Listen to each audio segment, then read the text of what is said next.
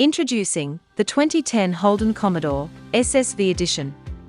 The Commodore is a rear-wheel drive 4-door sedan with 5 seats, powered by a 6-litre naturally aspirated V8 engine that has 270 kilowatts of power and 530 Newton-meters of torque via a 6-speed manual transmission. Holden claims the Commodore uses 13-litre per 100 kilometers of unleaded petrol in the combined city and highway cycle while putting out 308 grams of CO2. It has a 73-litre fuel tank, meaning it should be able to travel 562 kilometers per full tank. The Commodore has received a 5-star rating from ANCAP. Thanks for watching, and we hope you've found our video informative. We offer same-day finance approval and extended warranty options. We also offer contactless purchasing.